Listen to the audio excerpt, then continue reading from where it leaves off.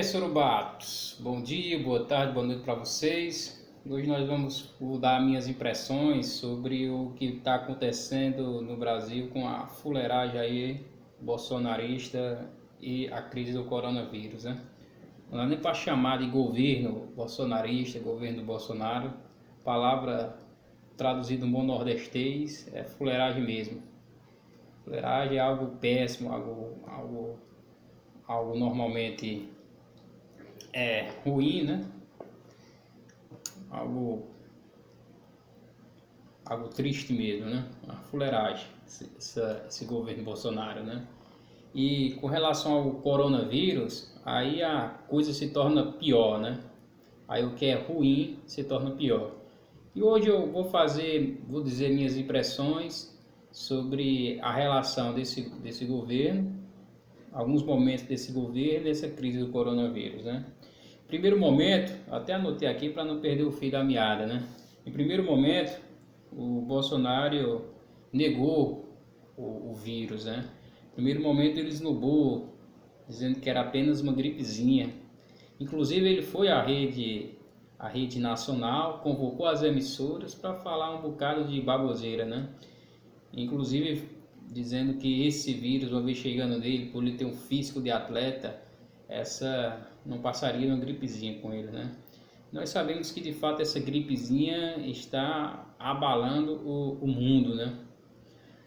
Os bolsonaristas falavam que não ia morrer nem 400 pessoas, né, com esse vírus, né? E hoje nós temos aqui os números, né, até hoje, 4 horas da tarde, por volta, hoje é dia 7, não é isso? Dia 7 de maio, então 4h30 da tarde, mais de 8 mil pessoas mortas, mais de 120 mil pessoas infectadas, estados, uma situação emergencial com relação à saúde, UTIs lotadas, pessoas precisando de respirador e sem ter acesso a esse respirador, e morrendo diversas pessoas, não apenas do grupo chamado grupo de risco, pessoas obesas ou pessoas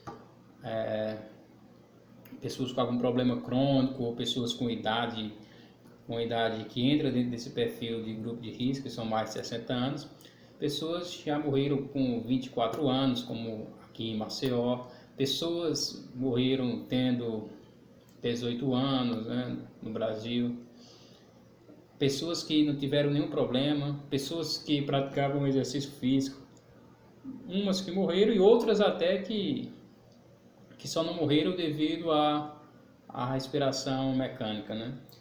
Ou seja, o governo Bolsonaro, no primeiro momento, chamou isso de gripezinha, e até hoje você vê ainda uma resistência do governo em assumir, em perceber que essa doença é algo sério, essa doença não é simplesmente uma gripezinha, essa doença vem matando, vem dizimando, vem colocando justamente em perigo boa parte da população.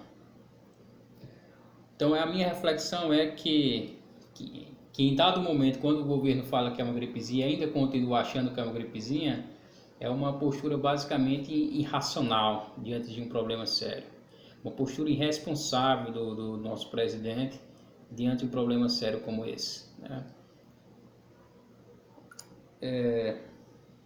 E em dado momento o Bolsonaro fala, né? As pessoas falam que os números de mortos, os jornalistas numa coletiva falaram para o Bolsonaro: Bolsonaro, o número de mortos no Brasil ultrapassou o da China. E o Bolsonaro olha para os repórteres e fala: e daí? Eu não posso fazer nada, né? Eu sou Messias, mas eu não faço milagres, né? Ou seja, o Bolsonaro não tem a capacidade de entender que ele, como líder, ele tem poder de influência, poder de tomar responsabilidade para si e se comportar como um verdadeiro líder, né? Mas infelizmente Bolsonaro se comporta como um moleque, essa é a verdade, né?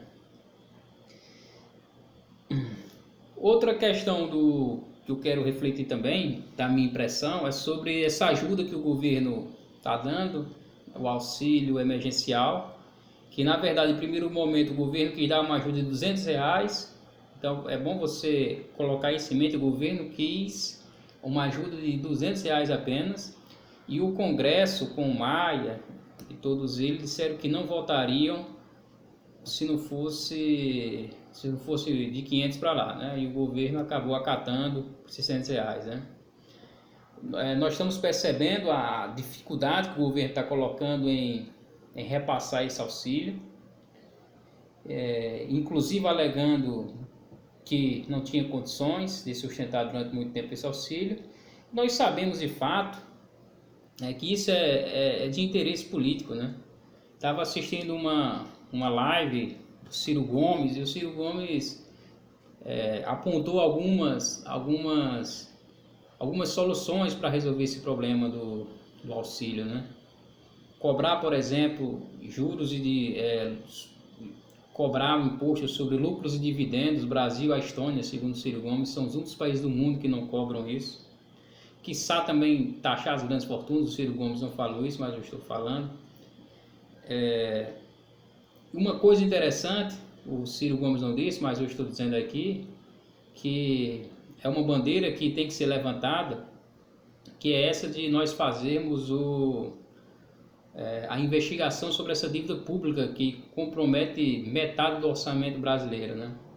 E nessa época de pandemia, seria necessário suspender essa dívida, e esse dinheiro que justamente ia para pagar juros aí desses bancos, deveria ser investido para combater o coronavírus, resgatar o pequeno empreendedor e segurar os empregos e manter a população segura, né, financeiramente falando. Mas nós sabemos que não existe esse interesse, né? Nós sabemos que esse governo está aí aliado a uma elite econômica, né? Uma elite econômica predadora.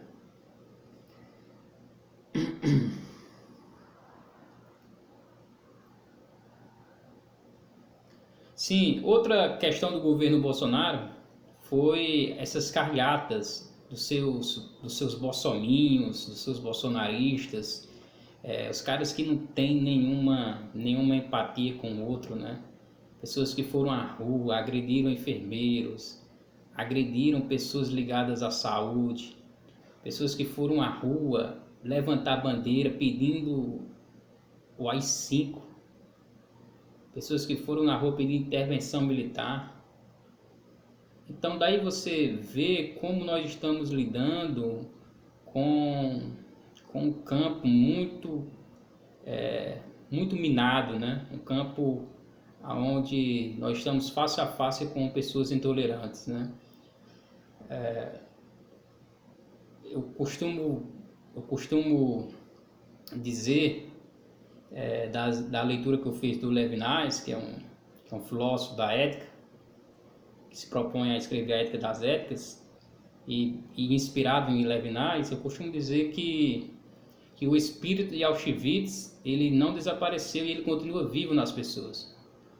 Esse espírito de domínio, esse espírito de necrofilia que perpassa a sociedade mundial, e o exemplo disso são pessoas que vão à rua sem nenhum processo de empatia, pedir o AI-5, que é a expressão maior da ditadura que houve no Brasil, né?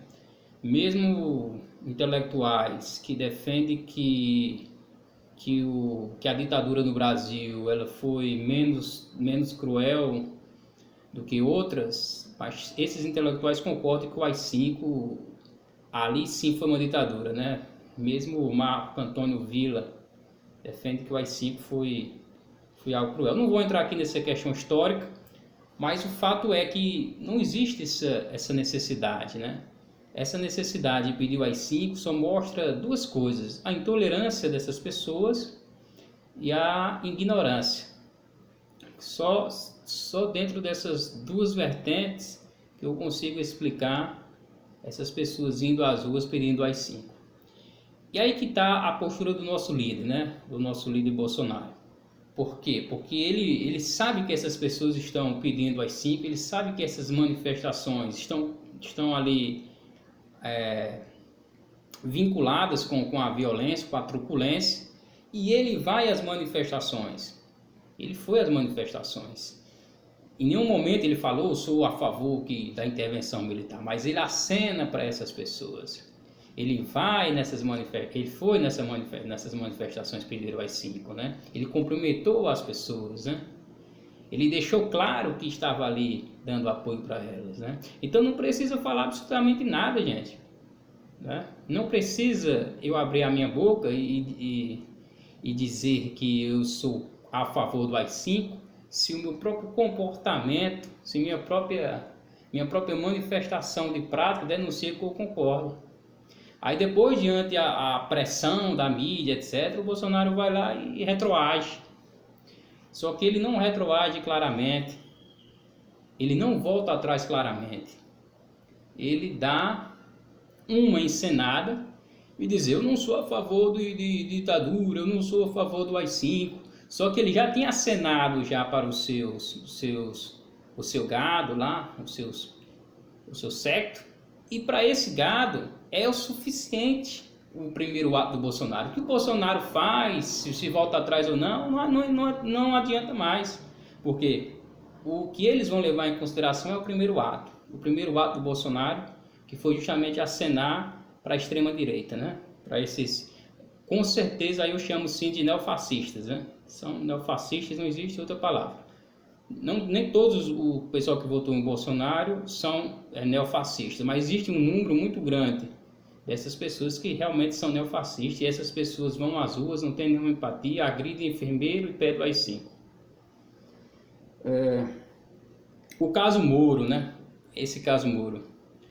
Quando o Bolsonaro eleito presidente, ele decide trazer o Moro, que o Moro, de certo modo, foi responsável